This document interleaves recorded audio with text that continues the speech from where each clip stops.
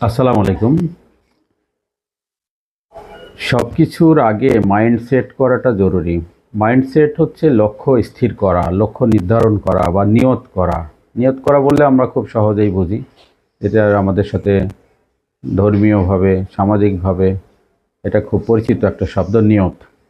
এই নিয়তটারই যদি আমরা বলি এভাবে যে মেডিকেলের ভাষায় বা বোঝার সুবিধার্থে ইন্টারন্যাশনালি যেভাবে বলা হয় সেটা হচ্ছে মাইন্ডসেট। মাইন্ডসেট যদি হয়ে যায়, লক্ষ্য স্থির করা হয়ে যায়, তাহলে কি হবে? তখন নিউরনের প্রক্রিয়াগুলো শুরু হয়ে যায় তখন থেকে। আর নিউরনের প্রক্রিয়া যখন শুরু হয় তখন সেটাই একসময় কার্যে পরিণত হয়। যে কোনো কাজের শুরুটাই হচ্ছে মাইন্ড সেট আপ, মাইন্ডসেট বা লক্ষ্য নির্ধারণ বা লক্ষ্য স্থির করা বা নিয়ত করা। এজন্য আমরা সবসময় ভালো কাজের নিয়ত করব, লক্ষ্য স্থির করব, এবং এটাই হচ্ছে মাইন্ড সেট আপ। সবাই আমরা শুরু করার আগে মাইন্ড সেট আপ করবো এবং লক্ষ্যে স্থির থাকব। সফলতা আসবেই। সফলতা বিফল হতে পারে না যদি আমাদের নিয়ত, মাইন্ড সেট আপ বা লক্ষ্য নির্ধারণ, লক্ষ্য স্থির সঠিক হয়।